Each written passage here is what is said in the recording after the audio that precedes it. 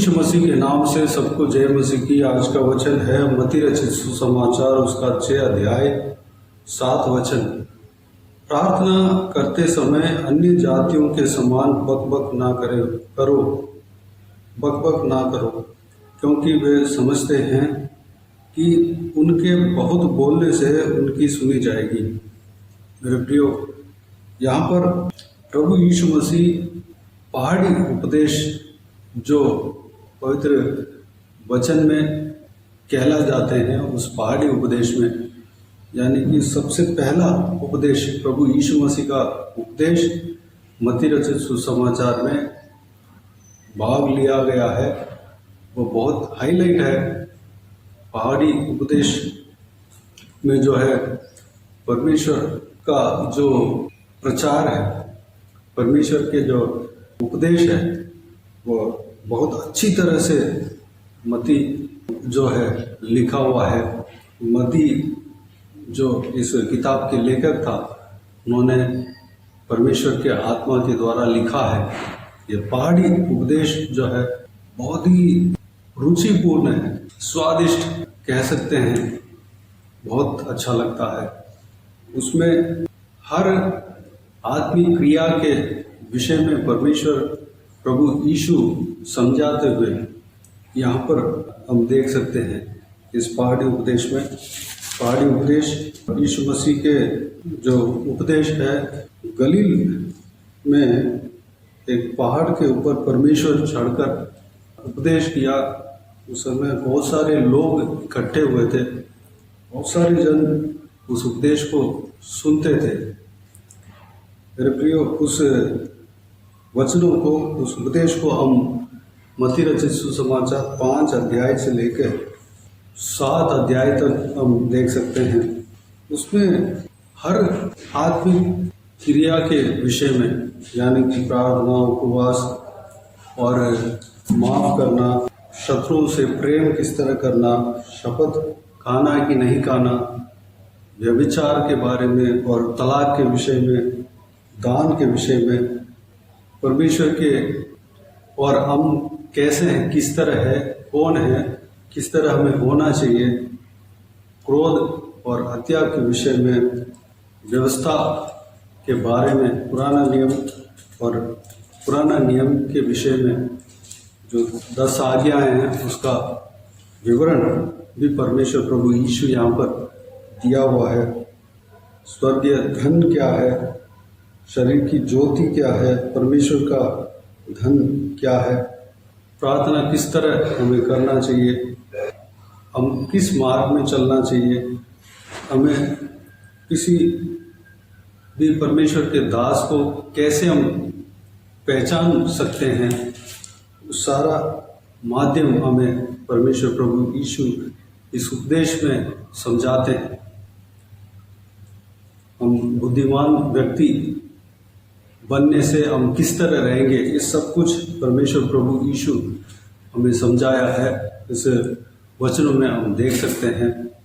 जब हम पढ़ेंगे तो बहुत टेस्टी लगता है, रुचिपूर्ण लगता है, बहुत इंटरेस्ट लगता है और सीखने के लिए बहुत कुछ मिलता है। मेरे प्रियो, यहाँ पर परमेश्वर प्रभु यीशु मसीह का इस पहाड़ी उपदेश में प्रार्थना के विषय में एक वचन को हम देखने वाले हैं, जो कि परमेश्वर प्रभु यीशु कहता है, प्रार्थना करते समय तुम बकबक ना करो। उससे पहले जो वचन में कहा गया है कि प्रार्थना करो तो कपटियों के समान नहीं करना है, लोगों को दिखाने के लिए हमें प्रार्थना नहीं करना है। यानी कि मैं प्रार्थना कर रहा हूँ, मैं आत्मिक जीवन में बहुत बड़ा हूँ, बहुत बड़ा व्यक्ति हूँ, इस तरह की दूसरों को दिखाने के लिए घमंड के साथ हमें प्रार्थना नहीं करना है। क्योंकि उस जमाने में या आज भी चलता है कि जो विश्वासियों का संख्या ज़्यादा रहता है, वहाँ पर आत्मिक जीवन में बड़ा कौन है, उस विषय में लोग दिखाने लगते हैं। उसके अंदर जो घमंड जो है, अपने को बड़ा करने का एक कार्य उनके अंदर, किसी के अंदर आते हुए हम देख सकते हैं, जो कि प्रभु यीशु मसीह के चेले के अंदर भी यह चीज़ आया था। क्योंकि प्रभु यीशु मसीह के चेलों में से यह वाद हुआ कि हम में से कौन बड़ा है। सबसे बड़ा तो प्रभु यीशु मसीह है, वो चेलों का गुरु है, उन सबका गुरु है। लेकिन चेलों में से वह एक विवाद हुआ कि हम में से कौन बड़ा है। प्रभु यीशु मसीह उसका उत्तर यह दिया है कि तुम में से जो दीन जो रहता है, तुम सब में से सबको सेवा जो करता है, सबका सेवा जो करता है, सबके लिए जो काम करता है, वो सबसे बड़ा है। मेरे प्रियो, उस वचन का उदाहरण भी प्रभु यीशु मसीह अपने जीवन की ओर देकर गया, जो कि एक गुरु होने के नाते, परमेश्वर होने के नाते वह ये सारा चीज़ को सिखाया। लेकिन जो प्रचार किया, जो उपदेश किया, उस उपदेश को अपने जीवन में करके भी दिखाया, जो कि परमेश्वर प्रभु यीशु क्रूस पर चढ़ाया जाने से पहले फसह का त्यौहार था। उस समय रात्रि भोजन होने के लिए लोग इकट्ठा हुए थे, एक ऊपर की कोठरी में इकट्ठा हुए थे। उस समय प्रभु यीशु अपने ऊपर की वस्त्र को कमर में बांधकर, जिस तरह नौकर बांधते हैं उस तरह बांधकर सारे चेलों का पाँव को धोया, यानी कि अपने आप को दीन करके दिखाया। इस वचन को जो परमेश्वर प्रभु यीशु ने कहा है कि तुम में से जो व्यक्ति सबका सेवा करता है वह सबसे बड़ा है, इस वचन को, इस वाक्य को, इस कार्य को वह अपना जीवन में करके दिखाया, जो कि सबसे छोटा बनकर वह सबका पाँव एक नौकर की तरह, नौकर जो है मालिक अगर जब आता है, एक गुलाम जो घर में रहता है, उस मालिक को आने के बाद पानी, लोटे में पानी लेकर अपने कमर को बांधकर वह उसका पाँव को धोता है। ठीक उसी तरह प्रभु यीशु अपने चेलों का, सभी का पाँव को धोया। मेरे प्रियो, इस तरह प्रभु यीशु मसीह हर एक वचन का उदाहरण प्रैक्टिकली देकर गया। यहाँ पर परमेश्वर प्रभु यीशु कहते हैं, तुम अपने आप को बड़ा करने के लिए, बड़ा दिखाने के लिए प्रार्थना न करना, बल्कि गुप्त में प्रार्थना करना है, सच्चे दिल के साथ प्रार्थना करना है। एक कमरे में दरवाज़ा, खिड़की दरवाज़ा बंद करके, कोठरी में यानी कि एक रूम में जाकर द्वार को बंद करके अपने पिता से जो गुप्त में है प्रार्थना करना है। प्रभु यीशु इस तरह कहा है। इस वचन को ऐसे एज इट इज में पढ़ा नहीं, लेकिन जो वचन में जो लिखा हुआ है उसको अपने लैंग में, भाषा में ऐसे बोल रहा हूँ।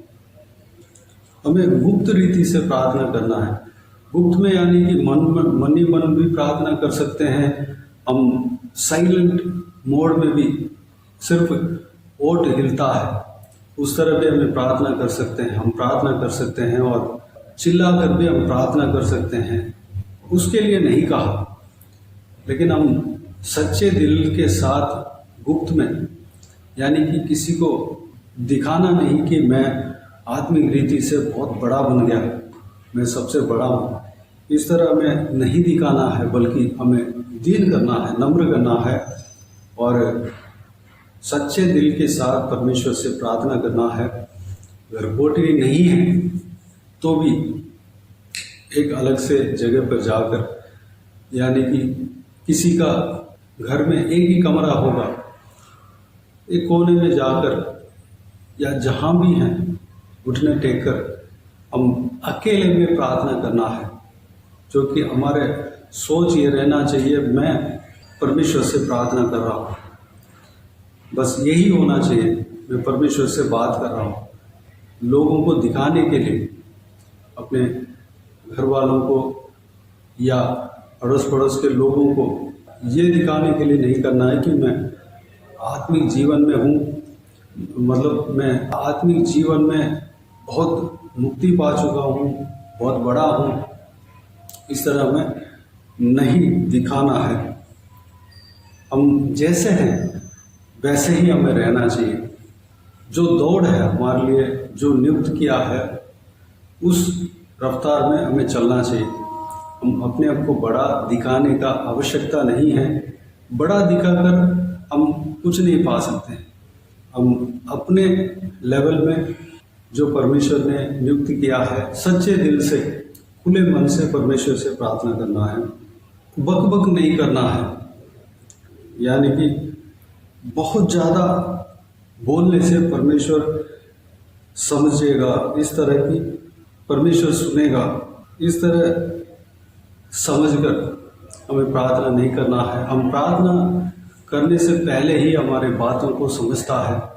हम प्रार्थना कर सकते हैं, अच्छे से प्रार्थना कर सकते हैं, लेकिन ज़्यादा बकबक करना नहीं। जो आवश्यकता है उस विषय को परमेश्वर को कहना चाहिए। ये कार्य यहाँ पर कहा गया है। अन्य जातियों के समान बकबक नहीं करना है। हमारे प्रार्थना जो है अन्य जातियों के समान नहीं है। अन्य जाति जो है अगर हम देखते हैं तो बहुत सारा रीति रिवाज में डूबे हुए हैं। वो लोग कुछ अलग तरीके से प्रार्थना करते हैं जो नहीं है, उस विषय को लेकर वो प्रार्थना करते हैं। उनकी तरह हमारा प्रार्थना नहीं है, उनकी तरह हम एक्टिविटीज़ को बदलना नहीं है। हमारा प्रार्थना प्रभु यीशु मसीह जिस तरह कहा है उस तरह हमें करना चाहिए। अन्य जातियों के समान हमें नहीं करना है। अन्य रीति रिवाज जो कि उसका और परमेश्वर का कोई संबंध नहीं है, उनके जो रीति रिवाज और हमारे पवित्र बाइबल उसका कोई ताल्लुक नहीं है, संबंध नहीं है। हमारा प्रार्थना जो है प्रभु यीशु मसीह जिस तरह कहते हैं उस तरह हमें करना है। यह कैसे भी हो सकता है, शांति से प्रार्थना कर सकते हैं और हम ऊंचे आवाज़ से भी प्रार्थना कर सकते हैं, लेकिन सच्चे मन से हमें प्रार्थना करना है। परमेश्वर से एक दोस्त से जिस तरह बोलते हैं उस तरह हम बोल सकते हैं, या पिता से जिस तरह बोलते हैं उस तरह हम बोल सकते हैं। विश्वास की प्रार्थना हम करना चाहिए। यहाँ पर लिखा है अन्य जाति के समान बकबक ना करो। हम परमेश्वर से बोल सकते हैं, कुछ भी बोल सकते हैं, लेकिन अन्य जाति के समान हमें बकबक नहीं करना चाहिए। अन्य जाति जो भी चिल्लाते हैं, जो भी बकबक करते हैं, उसका उत्तर नहीं आता। एक बार एलिया भविष्यद्वक्ता के समय में एलिया भविष्यद्वक्ता एक चैलेंज करके दिखाया। बाल नामक जो अन्य जाति जो मानते हैं उस देवता को पूजने वाली, उस देवता करके कहला जाते हैं, उस कार्य को पूजने वाली पुजारियों के साथ एक चैलेंज करते हुए हम एक राजाओं के किताब उसका 18 अध्याय में हम देख सकते हैं, जो कि एलिया भविष्यद्वक्ता परमेश्वर के भविष्यद्वक्ता है।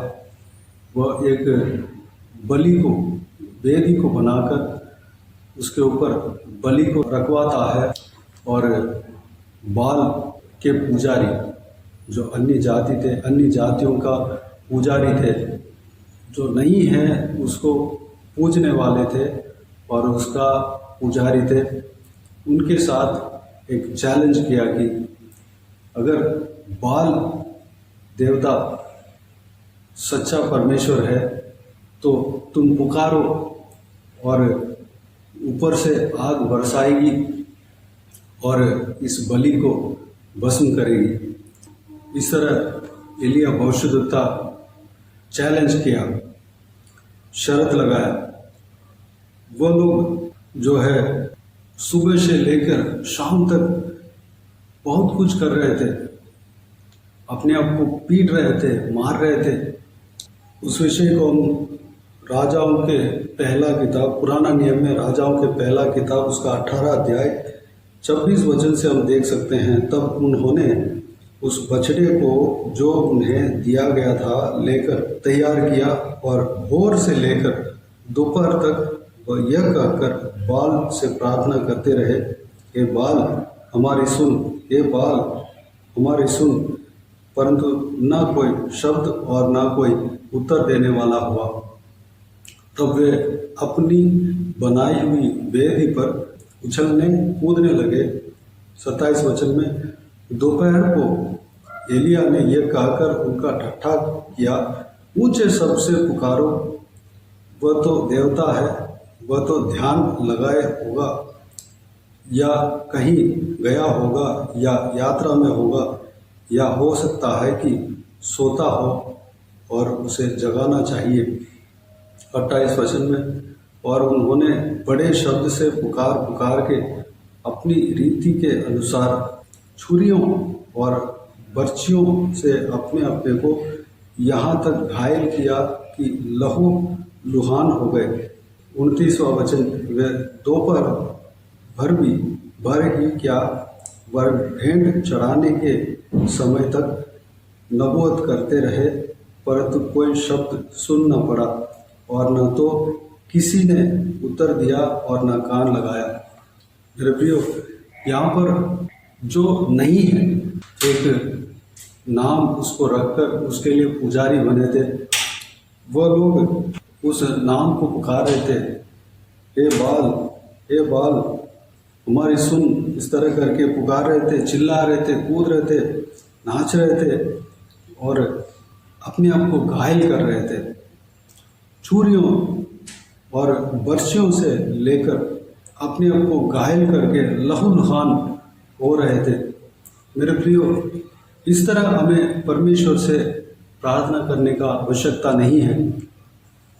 जो अन्य जाति करते हैं उस तरह हमें प्रार्थना करने का आवश्यकता नहीं है। हम परमेश्वर से अपने आप को दीन करके प्रार्थना करना है। इसी अध्याय में जब देखते हैं, वो लोग उस बलि के ऊपर आग उतारने के लिए बहुत कुछ कर रहे थे लेकिन नहीं हुआ।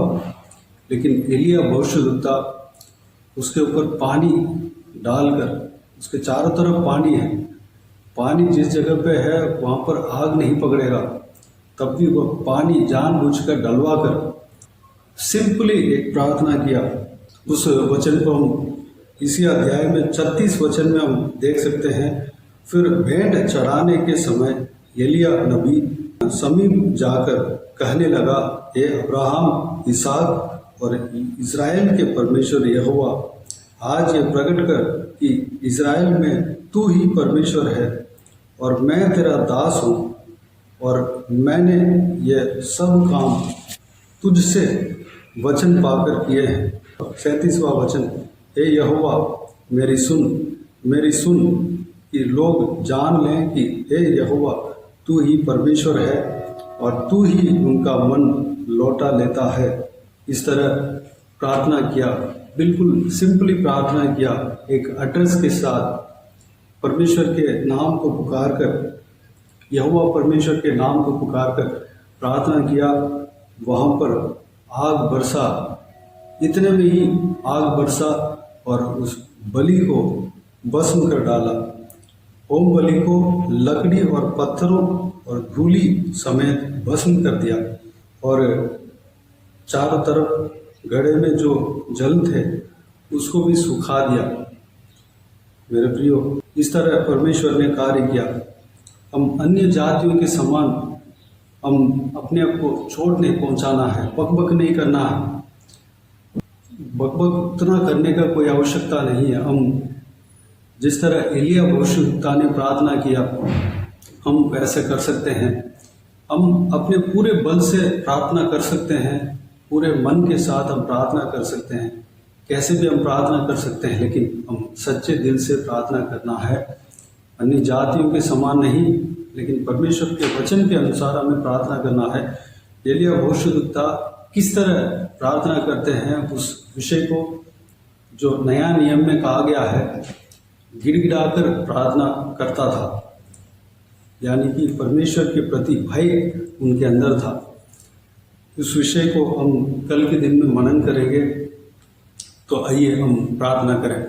स्वर्ग पिता दयालु परमेश्वर, आपको धन्यवाद देता हूँ आज के इस आपके बहुमूल्य वचन के लिए। आपको धन्यवाद देता हूँ परमेश्वर, बीते हुए दिनों में हमें संभाला, बचाया, सुरक्षित रखा। आपको धन्यवाद देता हूँ परमेश्वर। प्रार्थना किस तरह करना है उस विषय के बारे में हमने मनन किया पिताजी, आपने हमें सिखाया पिता। आपको धन्यवाद देता हूँ परमेश्वर। हम प्रार्थना करते वक्त सच्चे दिल से प्रार्थना करना है, दूसरों को हम अपने आप को बड़ा दिखाने के लिए नहीं, बल्कि परमेश्वर अपने आप को दीनों नम्र करके आपसे हम गुप्त से प्रार्थना करना है परमेश्वर। सच्चे दिल के साथ हम प्रार्थना करना है, गुप्त में हमें प्रार्थना करना है पिता। हम अन्य जातियों के समान बक बक नहीं करना है परमेश्वर। पिताजी, आप हम क्या प्रार्थना करने वाले हैं उस विषय के बारे में आप जानते हैं परमेश्वर। हम अपने बोझ को आपके ऊपर हम उतार सकते हैं, एक दोस्त की तरह आपसे हम शेयर कर सकते हैं, एक पिता से जिस तरह बात करते हैं उस तरह हम बात कर सकते हैं परमेश्वर। बल्कि परमेश्वर अन्य जातियों के समान हम नहीं करना है परमेश्वर, अन्य जातियों के समान हम बक बक नहीं करना है परमेश्वर। हम आपके वचन के अनुसार, आप जो प्रार्थना हमें सिखाया परमेश्वर, उस वचन के अनुसार हम प्रार्थना करना है पिता। इस बात को हमने मनन किया है परमेश्वर। हम प्रार्थना करने के लिए एक सहायक आप हमें दिया है परमेश्वर, जो कि पवित्र आत्मा को हमें दिया है। हमें हर कार्य में पवित्र आत्मा सहायता करता है। धन्यवाद देता हूँ परमेश्वर। पवित्र आत्मा में प्रार्थना करने के विषय में भी सहायता करते हैं।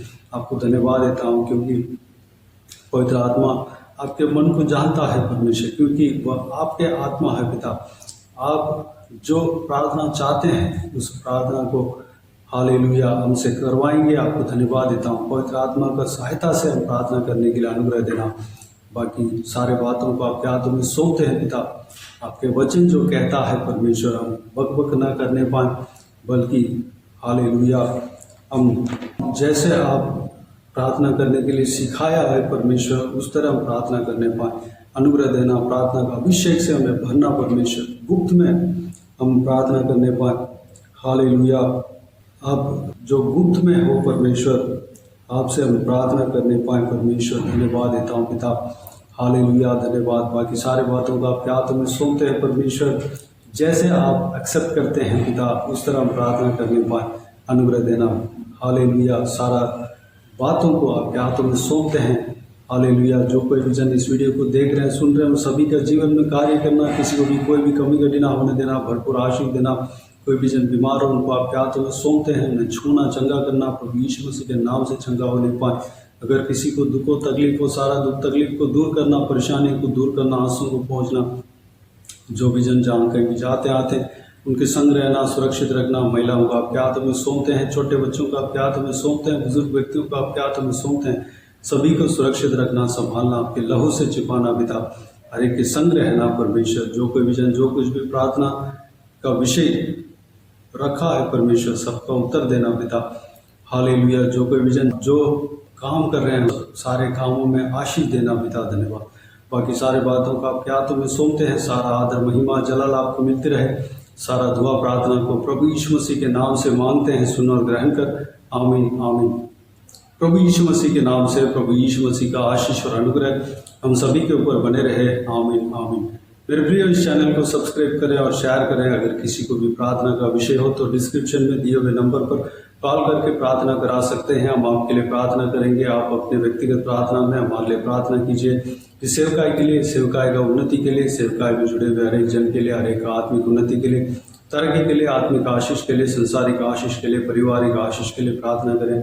प्रभु यीशु आप सबको आशीष दे। इस सेवकाई के द्वारा परमेश्वर आपके जीवन में कार्य किया हो वो भी हमें बता सकते हैं, ताकि हम सब मिलकर परमेश्वर को धन्यवाद दे सके, महिमा कर सके।